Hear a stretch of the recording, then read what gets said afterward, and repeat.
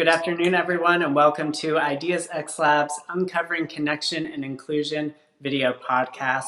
I'm Josh Miller, the co-founder and CEO of Ideas xLab, and we, over the past few weeks, have been engaging people from across our networks and thinking about creative and courageous ways to both talk about and plan for the future in ever-evolving times. And so if you are from Louisville, Kentucky, or you may have watched the Kentucky Derby or traveled here to experience that tradition from elsewhere, this Saturday would have been the Kentucky Derby, which has now been moved to September because of COVID-19.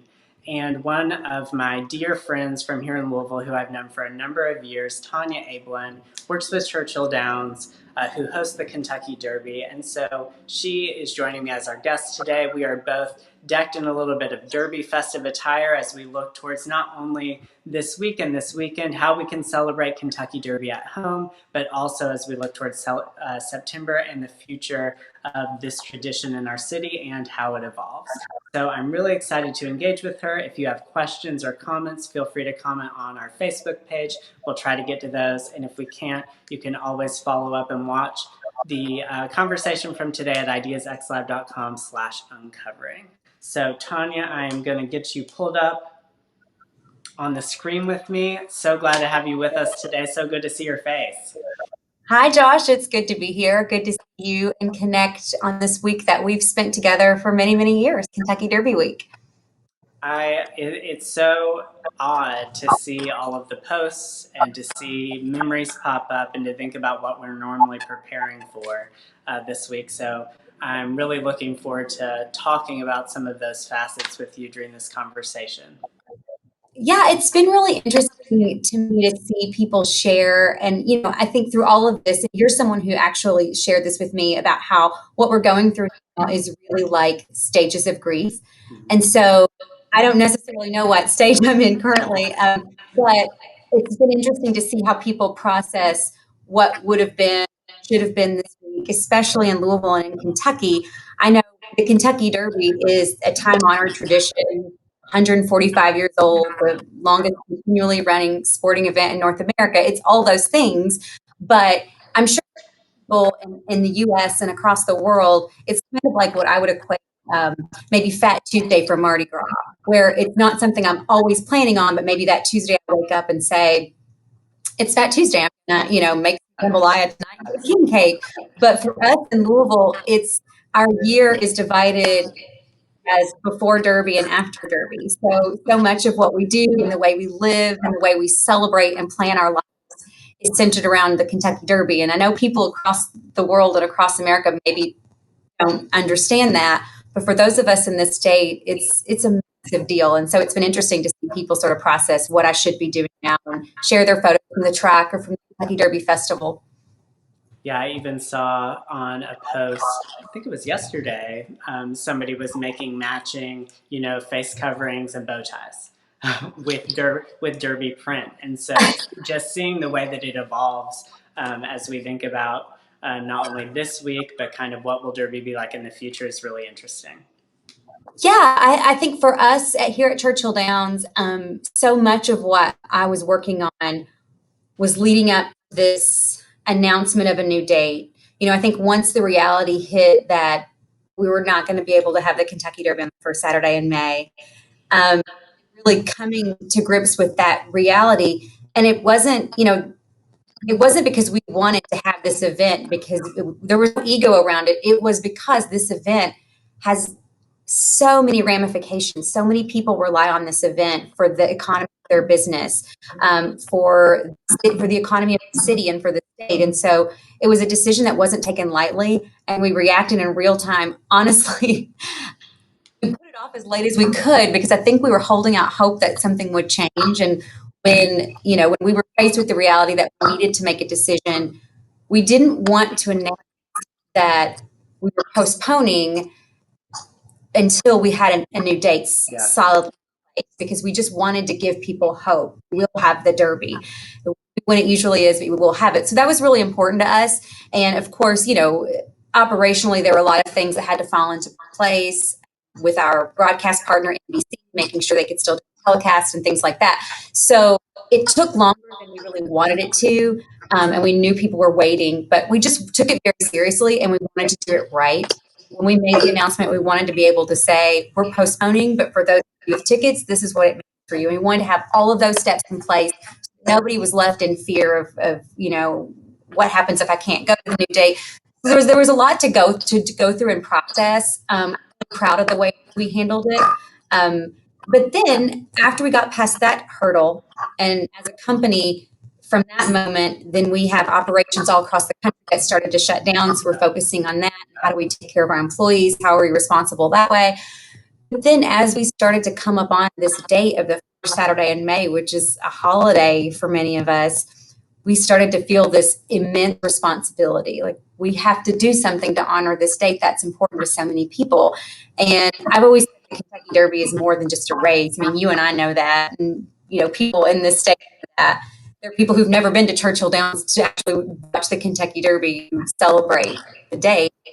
But as May grew near, we knew that we needed to do something, and we wanted to this platform and this legacy to do something good. And so that's what we've been working on, and that's what I'm really excited as we lead into this Saturday virtual Derby and hashtag Kentucky Derby at home. Yeah. It makes me think about, you described people have so many different relationships to the Derby. So I grew up, I hadn't been to it until I moved here, so 2010, but I grew up watching it on TV from Lookout Mountain, right? And so everyone has this different relationship. And even as part of the process, you talk about our years divided. Is it before Derby or after Derby? And I think for the months leading up to it, for those of us who really find so much joy in the prep for that, that gives us some oxygen and excitement as we head into that. So I want to kind of bridge before we dive into what people can expect this coming weekend, a little bit more about the tradition for you as an individual, especially during this time. What gives you oxygen in your life and work, and how is that kind of evolving, or have you seen it evolve? I think it has evolved in ways that I didn't expect. And when I think about, I love your story about how you used to watch this from Tennessee. And I think at the time, you probably never imagined that you would cover it from the perspective of media, that you would attend, that it would be such a pivotal part of your life. And I can relate, growing up in a small town in Kentucky, I used to watch it with my dad, and it was a part of our family tradition. We didn't have a big party or anything, but we were always really excited about it. I remember watching it and thinking, how special, I'll never get to be a part of that, or, maybe I will, and that's definitely a bucket list. And it was always on the date of my high school prom. So, I would delay leaving for prom until we had a chance to sit and watch the Kentucky Derby together as a family. So there was that. And then since then, I've experienced it in almost any way you can. In college, I was in the infield with the crowd. I was fortunate enough to be a Derby princess in 2000. Then I moved away from home, and we would host Derby parties, and there was this immense sense of pride in introducing people from other cities to this culture that's so special that we have, and sort of bringing them on board with us, singing Kentucky home, placing a bet, and just sharing those traditions with them. Almost, I was always militant in forcing people to enjoy this and wear a hat, and we're gonna eat Derby pie and have juleps. And now they do that on their own without me because they enjoy it so much.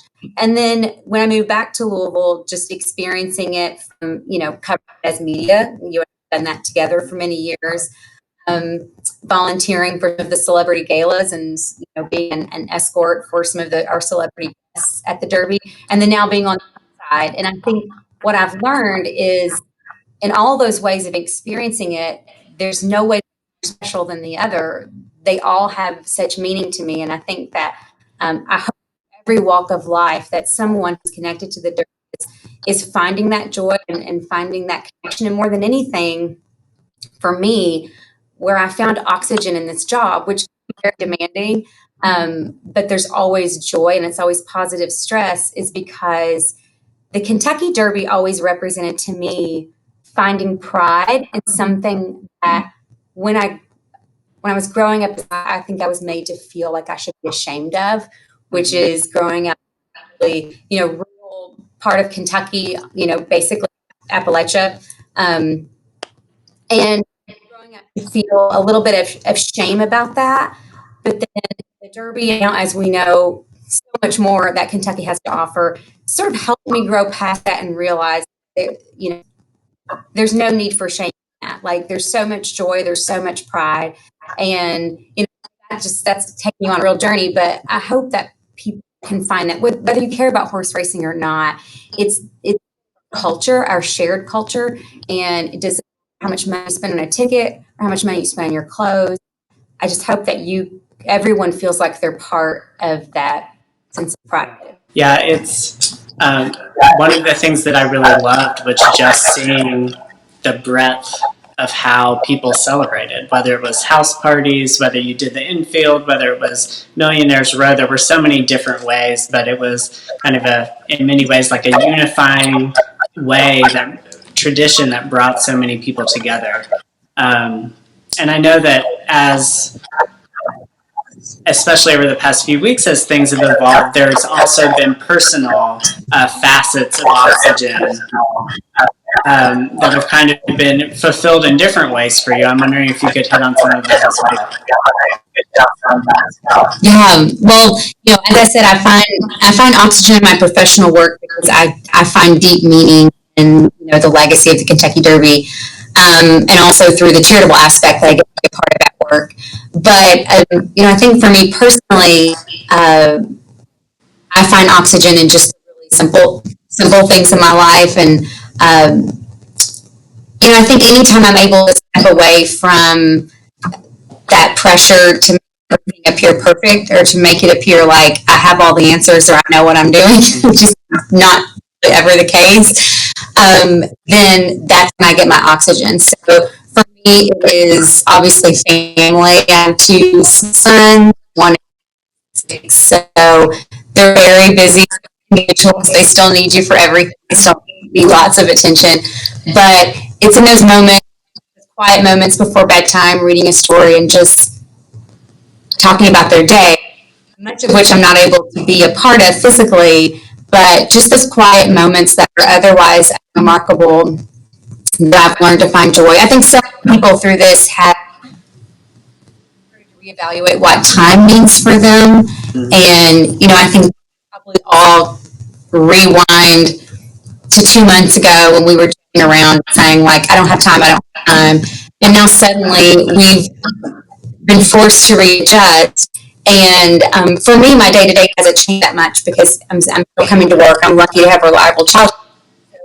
But I feel the weight of that with everyone else, which is just reevaluating what time means to us, and maybe not rushing out the door for an appointment or a call, or because I know that there's too many things on my to-do list, but just taking a breath, taking some time, and that's something I hope that doesn't change, even when we're back to normal or the new normal or what that looks like. So my family's in Oxygen. I think anytime I can take my hands off the wheel of control is really refreshing for me. And so my children force that on me. I always say, no matter how hard my job is, nothing is more savage than what my children have already said to me by 7 a.m. made me feel like. So it's only up from there. They're the most demanding individuals in my life. So there's kind of both sides of that coin. And then just having friends who understand all the complicated layers of me. I submitted to you some photos. Live music is what gives me Oxygen. That's sort of how I spiritual enlightenment these days. And I was lucky to go to an Abeln Brothers concert, one of my favorite bands, in February. It was the last event I attended with a crowd of any size. And it was sort of before we got on the plane, I remember looking at my husband and saying, should we be traveling right now? Do we need masks? I'm hearing a lot about this coming up today. And at the time we were still loose and fancy free. There were no worries. So we were able to go to this musical festival.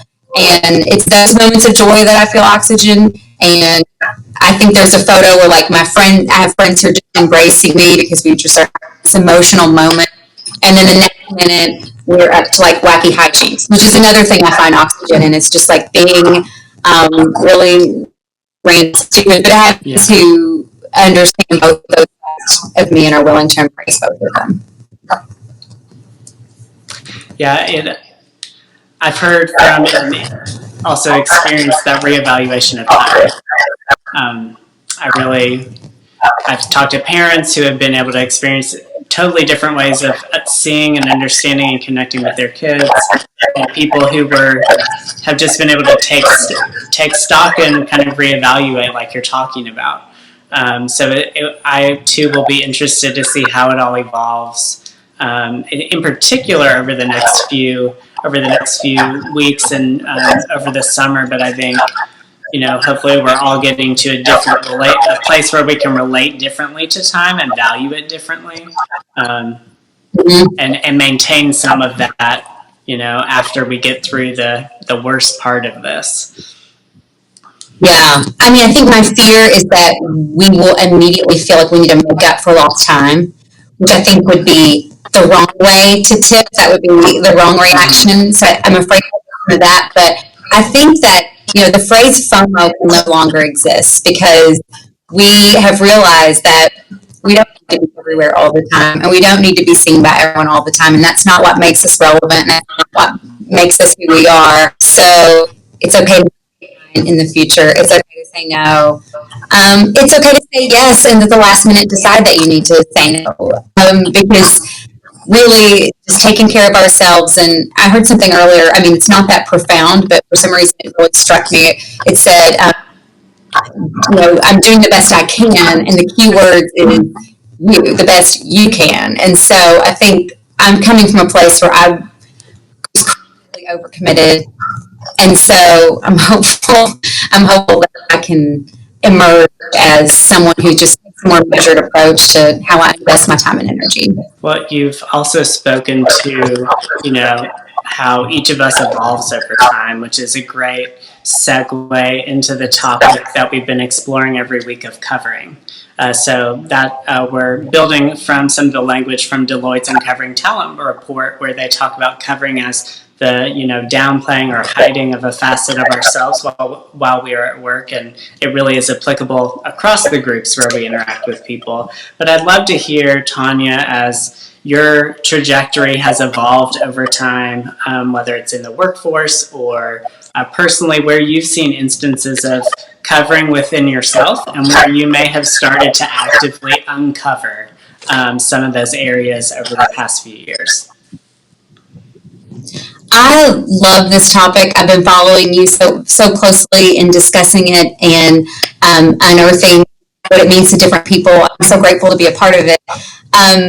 And I gave a lot of thought when you first posed this question and invited me to be a part of the discussion today, because, I never had any real deep, dark secret to hide. I didn't have elements of my sexuality I needed to hide or anything that, any fear about how I was raised, I was trying to hide. But at times we are covering, we're not conscious of it. And so that question really forced me to look a little bit inward and say, okay, what have I been hiding? And I was really surprised by what I uncovered in myself. And, because everyone wants to think they're living their most big truth, right? But we come to find out we're not. And that's kind of jarring and scary when we discover that. So there were things that I thought of, and one was motherhood. So that was a little bit shameful for me to uncover because I identified it earlier as something that gives me oxygen, and clearly one of the achievements in my life of which I'm most proud.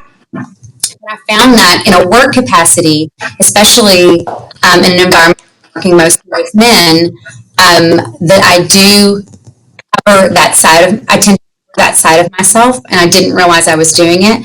So I downplay that part of my life because I don't want it to appear that it will conflict with this professional side of myself. Yeah. So I go back to a time when I worked in a corporate environment before I was a mother, and I'm pretty horrified to admit this right now, but I remember giving a side eye to those women who leave at a certain time because they wanted to put their children to bed, or they needed to fulfill their duties as a mother.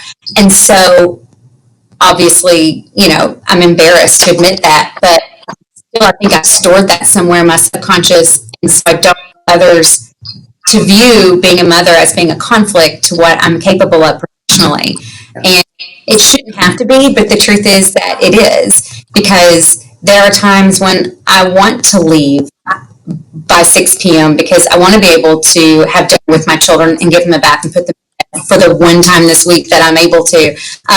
But I would never admit that to anyone in my work environment. So that I'm covering that. And even, it's, again, I'm not proud of it, but I think there's even times where I downplay the joy I find in motherhood, because someone will say, like, well, how are you coping through this? Or who's taking care of your kids? And I'll just quickly move past it and be like, oh, I have reliable care. It's all good.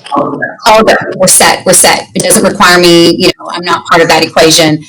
And I was just really surprised to sort of discover that about myself. But so motherhood would be one. I also find that I am a very emotional person in all areas of my life. And I cover that side of myself at work. So nurturer, I think, by nature. And so I'm afraid that, and maybe this is connected to the whole motherhood thing as well, but as a leader or as a manager of a team, I tend to nurture, and I'm always afraid that is a reflection of like bad or bad leadership skills. I care about the people that I work with, and I feel like maybe we're not supposed to do that. I come from a time of hearing that we're not supposed to connect that way at work. But to me, it's so important in having loyalty and just feeling like we're all part of something together, and it's just who I am by nature. And also, like, no one wants to be the girl at work who cried. Right? You don't want that label slapped on you. But when I care about something, which I really care about, the and what it means to people and how it makes people feel. I'm really passionate about that. I get emotional and I start to cry, and it means that I don't communicate as effectively when I'm crying or when I'm emotional. So I feel like every day is a little bit of a challenge to cover that side of myself. Because, I don't care if someone yells at me. I don't care if someone tells me I have a bad idea. Those things don't affect me on an emotional level, but just when I have a passion, it sometimes reveals itself as emotion. So that's been another one. And then the third one is a very superficial one. And it's one that has really reared its head during all of this, and that is my hair. So I started turning premature gray when I was 18 years old, and I've spent 20 years since running from it and hiding it and literally covering it. And I can't even imagine the, amount of time and money that I've spent, in a chair getting this covered or doing it on my own or hiding sometimes underneath hats and scarves. And I think this point in time has taught me. Now, look, I'm not going on the record to say that we're going to roll with it forever. I don't know how I will react. I'm no feminist icon right now owning it, but I do think that this point in time has taught me that you can't run from everything. And why are we running from it? Like, am I afraid people are going to know what my age really is, and why does that matter? So just, it brought up a lot of questions to myself, because, I think we know through this that you can do everything right, and sickness and suffering can still find you. And that's always been the case. And it's always been the case through, like, the healthiest people we know who get diagnosed with cancer. And, I think we've always known that we can't run from it. But this time, by being still and not having access to some of those luxuries that we took for granted, I think has really taught us that just being who we are in the space that we occupy is the greatest gift we can give ourselves and others. My apologies. No problem. That's the best way to cut me off, trust me. I was just saying, and I don't know if it made it through or not before my phone disconnected, but thank you, Tonya, for sharing that.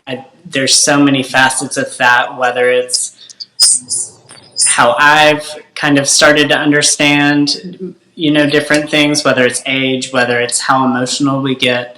I think about some of the times with our team at Ideas xLab, and the most meaningful moments that I remember are the ones that were so emotional. And so you think, like, I totally relate to what you say in terms of where is the role for that and how do you maintain that balance. And then if we take stock of it for a minute to reconsider, then do we also recognize what we may miss? And there's that trade-off. Yeah, there's an immense amount of power behind, the freedom to feel those feelings. We, with our board of directors and some of our team, we did an activity for our annual retreat called Showing Up 100, which is portraiture and collage that I designed and actually builds on the Uncovering Talent report. But what we ended up talking about was, in large part, was age. As we all did this activity, it was age, it was being a grandparent, it was all of these different things, and that was never a conversation we had entered into. And so now hearing those different facets from you in terms of how you are thinking about those, I really just appreciate knowing that deeper level of what you're thinking about and how you're moving through the world. Well, and I still have more questions than answers most of the time, but I still just not knowing what I'm running from, and then having those moments of looking in the mirror and finding beauty in the things that, previously saw as a flaw. Yeah. Well, and I think where we are right now with COVID-19 has required some uncovering from all of us. We were talking about that a little bit earlier in terms of how we're showing up on camera. We just had a technical issue, but we keep rolling with it. So I think that'll be some space that hopefully all of us have to continue moving through. But I'd love to evolve our conversation to focus back on Kentucky Derby and what you all are working on at Churchill, because as I think about the evolution of individuals, like we kind of talk about, there's also been an evolving of the tradition of the Kentucky Derby.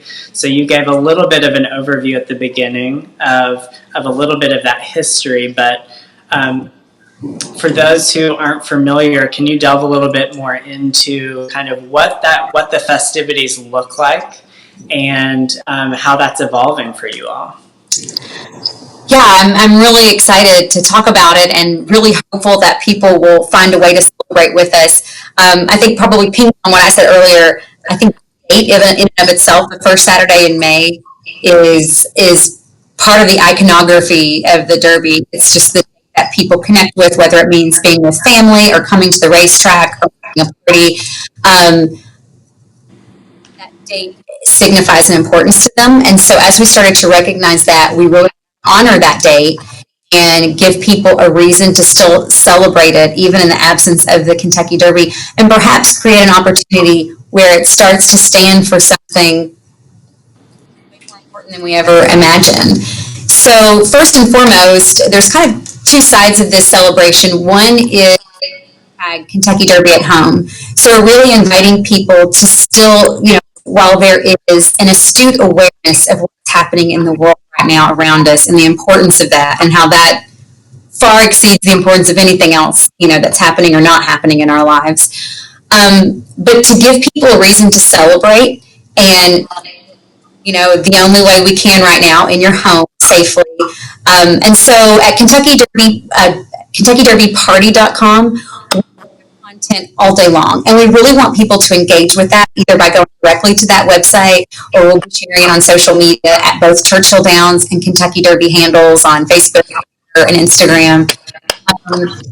And it's just a full day of content, which can be tours from horse farms around Kentucky, so you'll just have that opportunity to engage with this sport in its purest form, which is these horses are born and raised and where they, train for this dream. I always really enjoy that vantage point. And then it's how to throw a great derby party at home. So it's recipes and cocktails, of course, and decorations for a party, kids crafts, ways to get the whole family involved. So we're really trying to create something that's more positive. So whatever level you want to meet us at to celebrate, we have something to offer you. And then, of course, the fashion. So we're really inviting people to still get dressed up in your home. We'll have, do-it-yourself fascinator making workshops. And we're hoping people will still take the opportunity to get dressed up, dressed up with nowhere to go, perhaps, but want people to take photos of themselves, post it online, hashtag Kentucky Derby at home, and then we'll have a fashion contest. We'll judge all of the submissions and choose a winner who'll get box seats to the Oaks and Kentucky Derby 146. So we just really want people to be engaged and to participate and to, for one day, take their mind off of whatever it is that's been troubling them and join us in these traditions. So that's sort of the Kentucky Derby at home celebration part, giving people what they're familiar with and hoping that they can still find a way to engage with that. But then, more importantly, we wanted to use the platform as a way to raise money. So Churchill Downs has pledged to match up to $1 million in fan donations. And the way that we're encouraging people to participate in that is through a virtual derby race that we've created. And I know this is really hard for people to understand, what is this concept? What does it look like? And unfortunately, I don't have any visuals to share because we're afraid that sharing visuals might ruin some of the surprise element, but also give away who ultimately wins the race, which I have to be honest with you, I don't know how this is going to end, but we're pitting all of the Triple Crown winners against each other. So all of the greatest, you've got Secretariat going Seattle Slew and, Justify against American Pharaoh. It's really exciting. It's hard, I think, for people to understand. Of course, it's not a real race, but they've gone to great length to develop an algorithm based on these horse performance. Of course, I don't understand all of the math behind that, but I know that there's also the element of surprise. So even if you have a horse, I think I've been following on social media, everyone's like, Secretariat's going to win. There's no doubt about it. I don't know if that's true. I don't know if that's not true, but I also know that the best horse on the best day doesn't always win. So I think that people that there's always the element of surprise in horse racing. If it was just the best horse with the best odds, then this game would not be any fun. So what we're encouraging you to do is pick your favorite, go to KentuckyDerby.com, choose your favorite, and while you're there, make a donation so that we can get up to that $1 million and we can match the full amount. Half of it's going to Team Kentucky Fund, half is going to an organization called Direct Relief, which is doing amazing work. And then we also have a small percentage that's going to an industry initiative called the RAIN Fund, which will benefit backside workers and people in our industry who've been affected by not being able to race, and obviously their livelihood being affected within the industry, people who we need in order to make this sport happen. So we're really proud of that. And then while you're there, after you choose your favorite, after you hopefully make your donation, which is not required to participate, we're hoping people will join us. Yeah. For those who choose the correct horse that ultimately wins, they enter into a sweepstakes to win the ultimate Kentucky Derby VIP experience. So this is a package that money cannot buy. It's tickets on the new Matt Wynn Steakhouse level. It is, oh my gosh, so much. It's hotel, airfare, it is parties. It's an incredible package that we have created for one lucky who joins us, who picks the correct person and makes the donation toward the cause.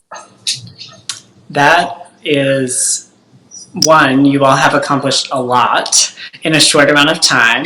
I think it's been so interesting to see how different events have evolved based on if something in person can't take place. And I love when we were talking for the piece I wrote for The Voice, which that May issue will hit stands later this week, when you talked about the virtual race and supporting Team Kentucky in all of these different ways of how do we bring this together, not only so that we're celebrating the tradition, but we're contributing back. I'm so thrilled that you all have been able to weave all of that together in such a short amount of time. Thank you. It's exciting. I hope that energy catches on and that people will join us. And, also exciting is the virtual race will be on NBC this Saturday. So, we want people to join in and watch it. We'll all be out. We'll all be seeing it for the first time. So, I know that the footage from the track, it will look like a race that's happening at Churchill Downs. So for that moment in time, we'll all get to feel like we're there together again. NBC's broadcast that day consists of the American Pharaoh Derby, so they're going to do a package that leads up to that. So we'll get to experience that special year all over again, and then it'll end with this virtual derby. It's called the Kentucky Triple Crown Showdown. So we'll end with that, and we're just really hoping we can get to that $1 million and beyond, so that we can, this day that means so much to us, stand for something, for everyone. So this may be on the website, and if it is, you can just tell me to look there and I'll go find it later. But for people who may not have a physical television or a cable network in their home, are they still able to tune in for the live virtual race? You know what? I need to get clarification on that for certain. Okay. I want to say we will also be playing it on our social media, but I can't say that with confidence right now because everything has happened so quickly. I know we went from a time when we were only going to be on our website and social media to then it being on NBC, and I don't know what the obligations are to be on one and not the other, or our ability to do both at the same time. So that's an excellent question, though, and thank you for asking it. I will try to get clarification on that. Well, when you find out, let me know. And okay. Of course, one of the things that we can still do while we're at home is celebrate the tradition of Derby fashion. So this is something that you and I have gotten to enjoy together over the past few years working with Gunnar Dethridge, who was formerly based here in Louisville and is now killing it in LA and doing such a great job. I'm wearing my look he did from last year. But I'd love to hear from you just a little bit about how the evolution or the kind of the Derby fashion trends have evolved over time. And then if you want to talk about what you may be wearing on Saturday or what you have on now, I'm sure people are always interested in unique and interesting pieces. Yeah, well, I would love to talk about that, actually. I think obviously fashion is such an important part of the tradition of the Kentucky Derby, and one that I just love participating in. Obviously, I think you go from a time when it was all about the hat, right? So I remember years ago it was all about the hat, and definitely coming from a time when the bigger the hat, the better you felt about your look. And in some cases that's still true. So the hat being and the outfit being secondary, as long as it just complemented the hat. I don't exactly remember the progression. I do remember the first year that I was able to, it was almost by accident. I was in New York for Fashion Week, an experience that we were together before. And I was touring Christian Siriano's, his showroom. And he was talking about the Derby because he was going to come that year and sort of asking, what do I wear? What do people wear? And we were talking about it. And I just talked him through what I envisioned wanting to wear that year. And it was a white suit. And I just sort of described it. And he said, well, hold on just a second. He went back to his storage and pulled out what I just described. And it was this beautiful ivory suit. And he sold it to me right there on the spot for far less than I'm sure the retail value was. And I just felt the luckiest girl on the planet. And while I was in New York, I was able to get this cute fascinator by Heather, who was a New York milliner. And that Derby, I ended up getting photographed a lot in that look, and it was published in several different places, and so it was almost like this very accidental style moment of an outfit that had just been in my head. So from then on, I feel like I just did more planning, and the overall look became as important to me. I was lucky to get to collaborate with Forme Millinery, Jenny here in town, who's incredibly talented, on some fantastic headwear. And then Gunnar and I collaborate as friends on looks. he became such an integral part of the process, and it became this fun project that we could do together as friends for weeks leading up to the Derby. And honestly, I just cherish and value that process. And I know that the two of you have the same experience. Actually, Gunnar and I were talking by text this week, and he was saying, "Oh, I wish I could send you something new to wear for your conversation with Josh, because the two of you are really the only people that I have that depth of collaboration with." And so it's just been a fun evolution of sharing pictures I like, and then we'll take this piece of this outfit and the bottom piece of this outfit and create a new hybrid. Or sometimes, again, it's just an idea in our head that we don't know how to describe, but somehow he and I always so through the years, it's just been really important that we do something different each time. And for me, it's become more costume than fashion. I think that Derby is a special occasion that it's a day that I really love to step out in what I consider a costume, which is something that makes me happy, something that brings me joy. These days, something that gives me comfort as I pull a long day. It wasn't always the priority in the past, but as we get older, it does. So I just find a lot of fun in it. And look, I know that what I'm wearing isn't going to help me do a better job for the day, but it just brings me so much joy, and it's just a way of expressing myself that I've come to love, and being able to share it with a friend and someone who's so talented. And every time I wear a garment, I just feel luckier than I deserve to be, and be able to give portions of my vision to him, and he used his immense talent and creativity to make it a reality is a real joy. Yeah, I think this is the 4th year that we'll have worked together, obviously working long distance. And he's also working on my wedding outfit. So I'm super excited about that. But it's been such a great opportunity. You know, when I think about first attending Derby and seeing photos from Derby, there were two kind of ways of going to Derby that I feel like I generally saw. One was, like you said, the big hat, the fascinator, the dress, and then for men, the seersucker or the blazer and the fedora. And those were kind of like, that was kind of it. And what I loved about getting to work with Gunnar was that it kind of bridged both of those two worlds in a kind of costume couture, explorative way. That it's been so much fun and lets you custom make Derby what you need it to be, and what lets you celebrate the best. And I think that to have someone with the vision and the craft to be able to do that is so exciting. It absolutely is, yes. And I know, well, what I'm wearing today, so you asked me to come a little bit Derby ready today for our conversation.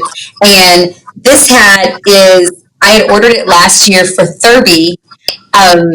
It didn't arrive in time, so I've never worn it before, but let's see if I can get a visual. It is a cat scratched the hat, which I just find so delightful. I'm a crazy cat woman myself. And also, this isn't necessarily a Derby outfit. It is a Gunnar Dethridge creation from some of his earlier years, but it is very deconstructed, and it just felt like, the cat would get into my wardrobe and wreak a little havoc on some of this fabric. But also, when I think about cats, I think about just when you think you have everything perfect in your setting, they just come and mess it all up, which is kind of what this coronavirus experience has been. We thought we knew what our lives looked like, and then suddenly we had no control, and it was all changed in front of our very eyes. So, I did a little cat motif for our for our Derby week conversation. Well, it's super fun, and I think the story of how the visual from the hat is connected to how you're thinking about the flow of the outfit, that's kind of that holistic approach like you were talking about. So go ahead. I was going to say, I also remembered I wanted to discuss a hat that we've both worn through the years by House of Malachi, who is an incredible artist who's done headgear for Beyonce's tours before. Not necessarily a Kentucky Derby style hat designer. A piece that we've both worn, which had the netting over our eyes.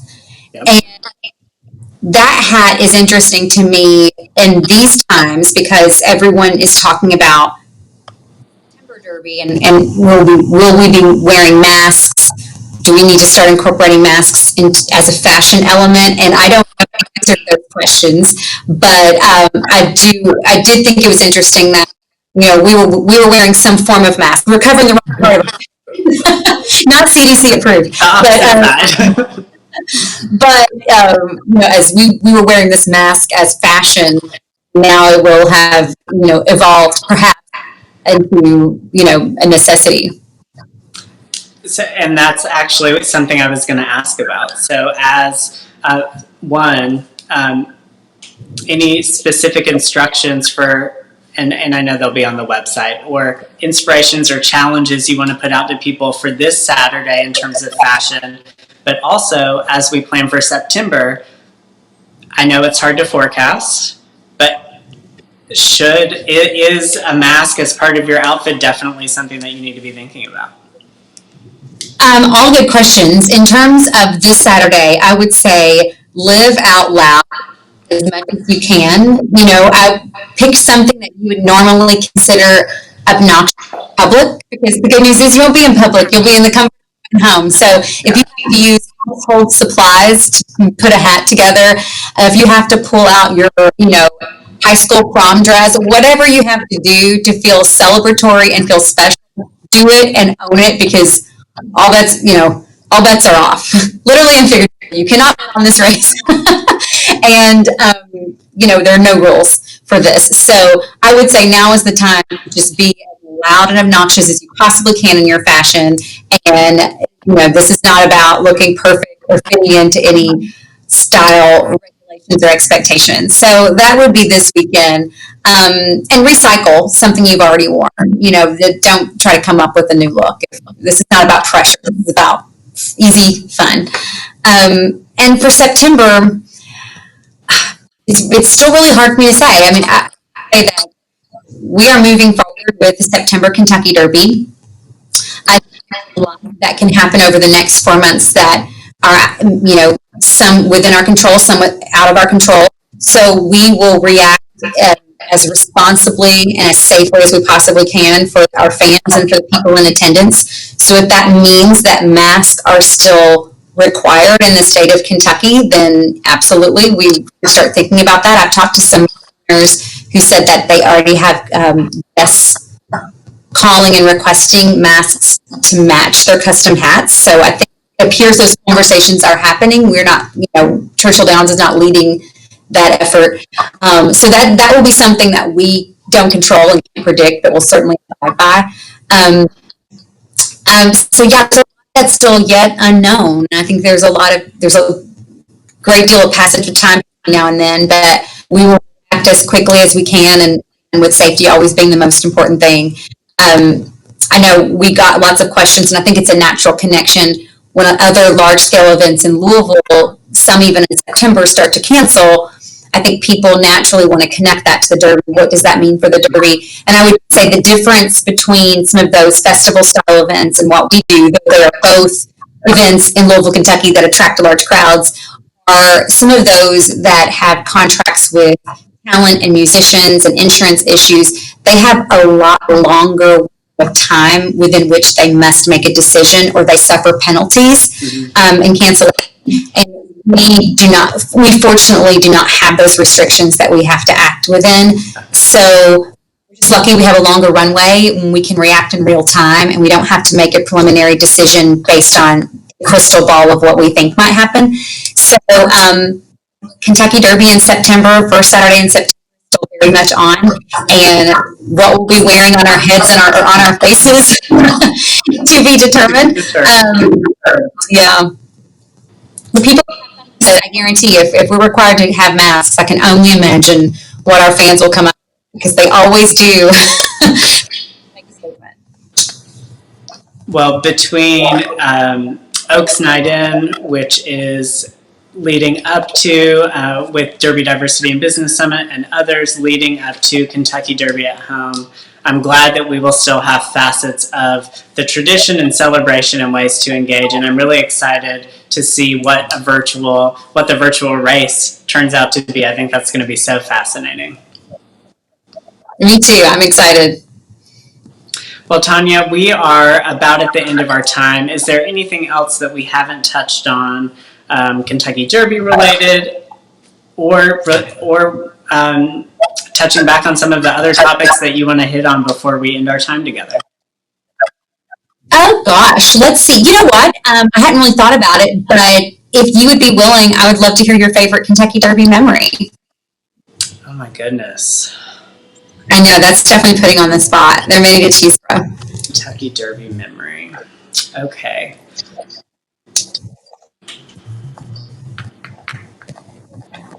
I have different memories.